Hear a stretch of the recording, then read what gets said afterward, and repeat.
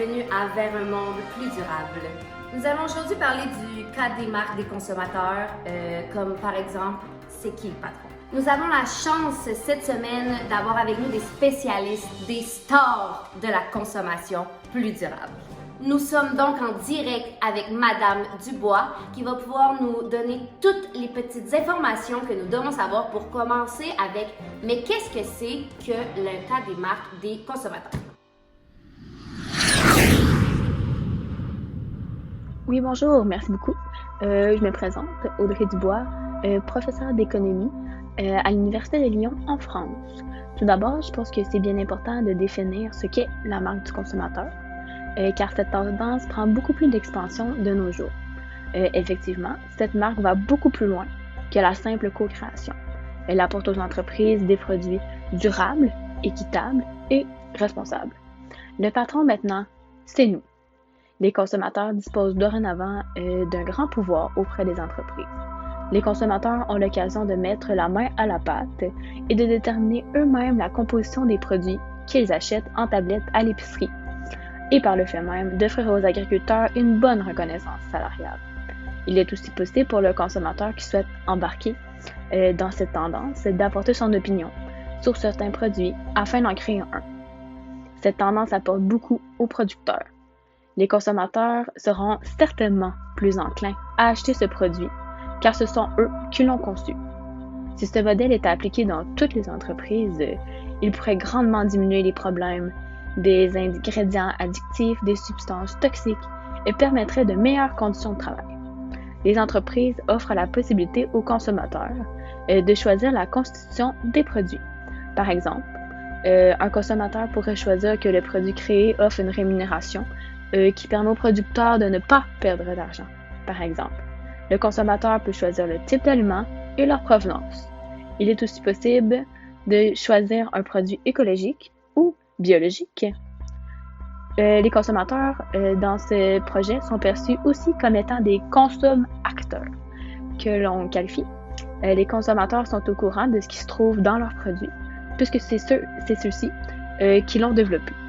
La transparence est aussi un élément qui est mis de l'avant dans cette tendance.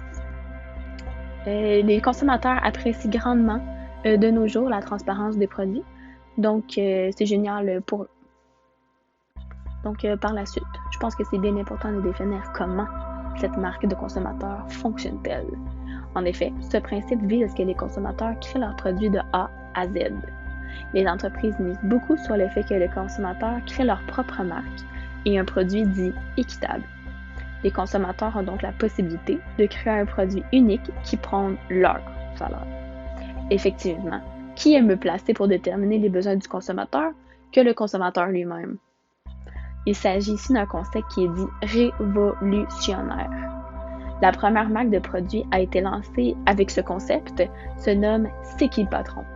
En France, bien évidemment. Cette entreprise permet à ses consommateurs, à l'aide d'un questionnaire en ligne, de concevoir un nouveau produit. Le prix de départ est fixé et les décisions des consommateurs font évoluer le produit ainsi que le prix de vente. Les consommateurs se rendent tout d'abord sur le site de la compagnie qui offre ce service et répondent à un questionnaire selon leurs préférences. Des questions sur la provenance des ingrédients, les conditions de travail des producteurs, l'alimentation des animaux et d'autres modalités de production leur sont posées. Par la suite, une moyenne des réponses est effectuée et analysée par l'entreprise et on en arrive à la création du produit. Les coûts qu'engendrent les publicités télévisuelles pour les autres compagnies sont remplacés pour cette entreprise par la création de contenu sur les réseaux sociaux et surtout du bouche à oreille des consommateurs. Après la mise en vente des produits, la compagnie demande aux consommateurs eux-mêmes d'aller sur place vérifier sur les tablettes si les produits répondent bien à ce qu'ils avaient mentionné dans leur sondage. Il serait pertinent de s'inspirer de cette belle initiative des entreprises dans plusieurs autres. Merci beaucoup. Merci Madame Dubois, ce fut un plaisir de pouvoir en apprendre un peu plus avec vous et merci beaucoup malgré le décalage horaire de nous avoir fourni toutes ces belles informations. Notre prochaine star de la consommation est nulle autre que Béatrice. Béatrice est une productrice laitière qui exerce depuis déjà quelques années. Nous allons pouvoir en apprendre beaucoup plus grâce à elle. Nous la rejoignons directement dans son champ. Bonjour, bienvenue chez nous. Je me présente Béatrice, fière productrice laitière depuis maintenant 25 ans. J'accueille à ma ferme aujourd'hui pour vous parler de la marque des consommateurs. C'est un succès qui a commencé dans le monde, dans mon monde en fait, le monde du lait, en France, mais qui s'est étendu à d'autres secteurs alimentaires par la suite. Maintenant, il y a les producteurs de lait, de yogourt, il y a mon chum ici avec les œufs, le steak haché, la purée de pommes. C'est vraiment un secteur varié d'alimentation. Le but, c'est de créer collectivement des produits qui vont aider les gens comme moi à vivre de ma ferme en nous garantissant une rémunération stable et des contrats de 3 ans nous permettant d'envisager l'avenir plus sereinement. Oh, d'accord. Je vous informe que Béatrice a dû quitter un moment car elle devait aller voir ses vaches laitières. Elle va revenir nous voir dans quelques instants. Je crois qu'elle pourrait nous amener avec elle à l'intérieur de l'enclos. Alors nous ici au Canada, il y a la marque Canada qui est conçue pour donner un avantage concurrentiel au secteur agroalimentaire canadien au moyen d'une stratégie et d'une trousse d'outils commune. Il y a environ 800 entreprises et associations agroalimentaires canadiennes qui utilisent la marque Canada pour améliorer leurs activités de promotion à l'échelle locale. Selon moi, ça serait une bonne initiative d'adopter au Québec la marque de consommateur et nous en sommes prêts. Près de 81% des consommateurs québécois estiment que les détaillants devraient offrir plus de produits locaux.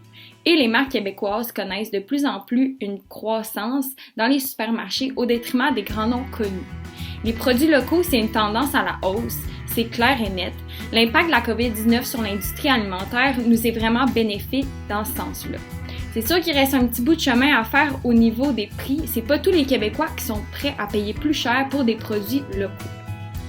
On voit aussi des exemples dans d'autres pays, d'abord en Belgique, puis en Espagne, en Allemagne, en Grèce, en Italie, au Maroc, au Royaume-Uni et plus récemment aux États-Unis et en Hollande.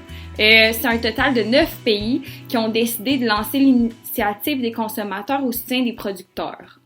Il existe des exemples de marques de consommateurs dans d'autres pays comme l'huile d'olive dont les cahiers des charges ont été créés par les consommateurs grecs, marocains et espagnols.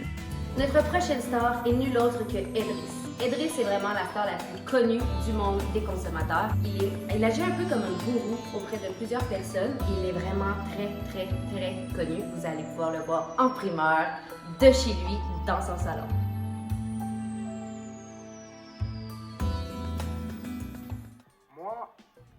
Moi, je pense vraiment que notre programme, il rentre dans ces 3 dimensions du développement durable. Tu sais, quand on va prendre par exemple le volet économique, le volet économique, on crée collectivement des produits qui aident les producteurs à vivre de leur travail. Puis ça, c'est quand même simple. Exemple, on a comme créé une sorte de microéconomie. La microéconomie, on a une rémunération stable, donc c'est des prix minimums qui ne fluctuent même pas en fonction du marché. Après ça, on a une rémunération qui permet aux producteurs d'être payés au juste prix et de pouvoir investir sur les exploitants. En gros, on fait du commerce équitable. Et on le fait vraiment, là, pas juste écrit sur papier. Et enfin, on a un contrat de 3 ans, en fait. Donc ce contrat de 3 ans, il est durable dans le temps. Puis ça fait quoi? Ça crée de l'emploi. Là, la prochaine rubrique, c'est l'environnemental. Donc, quand je parle de l'environnemental, pourquoi on s'inscrit dedans? C'est que on crée des produits qui sont faits par le consommateur. C'est-à-dire qu'il y a une certaine transparence. On sait d'où ça vient, on sait comment c'est fait. Puis par comment c'est fait, c'est qu'on n'utilise pas d'huile de palme par exemple. On protège l'Amazonie. Puis on est conscient de ce qu'on donne à manger aux animaux. Donc on sait qu'on leur donne pas des choses trop transformées. On est conscient aussi que malheureusement on doit nourrir notre population. Donc on est conscient que quand on tue des animaux, il y a une certaine cruauté. Puis ça, on est contre ça. Donc on est sûr qu'il n'y en ait pas. Puis on a une certaine conscience par rapport à l'agriculture. On a une agriculture raisonnée.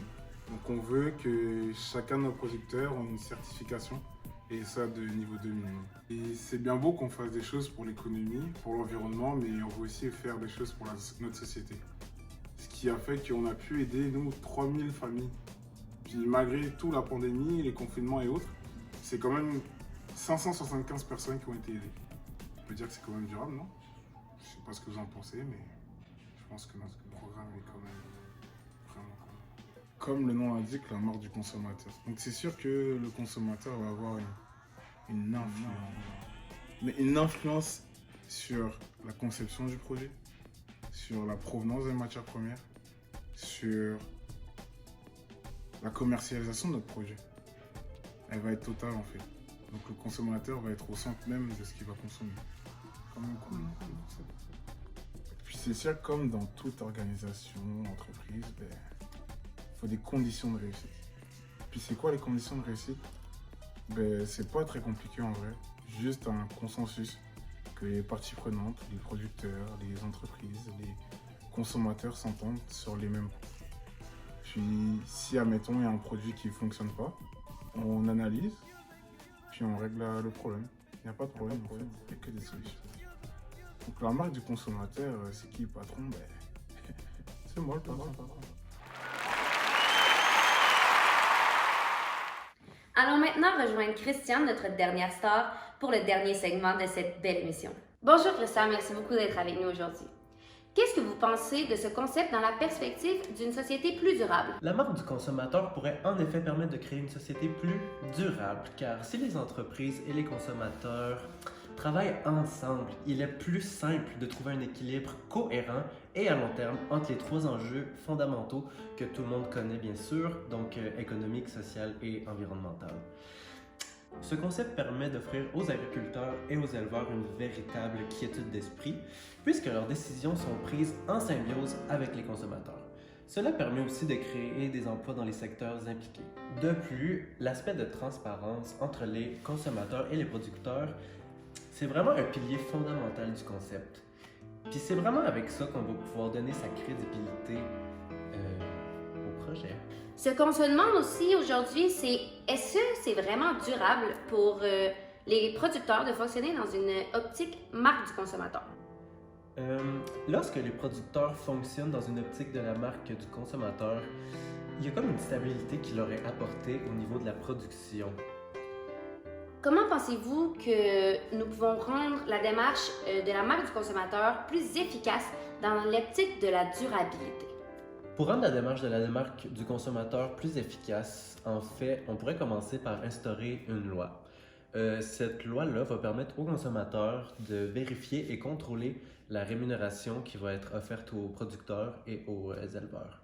Ensuite, on pourrait vraiment protéger les éleveurs et les producteurs des grosses firmes qui parfois viennent et mettent beaucoup de pression. Entre la vertu et la contrainte économique, pensez-vous que le concept de la marque du consommateur est là pour durer? C'est vraiment un projet innovateur qui est là pour durer. Comme on l'a vu en France depuis 2016, il y a déjà beaucoup de produits qui ont été vendus, puis ça commence vraiment à être ancré. Donc je pense vraiment qu'on peut amener ça à l'échelle mondiale, puis oui, c'est là pour durer. Cependant, malgré que ce soit un concept vraiment innovateur, il y a vraiment une complexité qui se cache derrière le concept. C'est réalisable, mais comme on a pu le constater avec la CQLP, il y a une certaine limite au niveau des produits qui peuvent être offerts. De mon point de vue, il faudrait vraiment rester dans les produits de base pour que ça fonctionne bien. Sinon, au niveau de la gestion, ça devient un petit peu compliqué lorsqu'on sort vraiment des produits comme le lait, le beurre. Par contre, c'est déjà arrivé dans le passé, comme par exemple avec le beurre, ça avait mal été géré au niveau du prix. Puis ça a pris un certain temps pour s'ajuster puis trouver le prix exact pour offrir aux producteurs vraiment une bonne valeur. Il y a vraiment une grande solidarité entre les consommateurs et les producteurs. Puis par exemple, comme on vient de sortir d'une pandémie, ou presque, ça n'a pas impacté négativement les producteurs, ça les a vraiment aidés. Merci à tous les participants de cette semaine, toutes les stars qui nous ont accordé leur temps. Je sais que vous êtes très occupés, donc merci beaucoup. Nous allons nous revoir la semaine prochaine pour un nouvel épisode.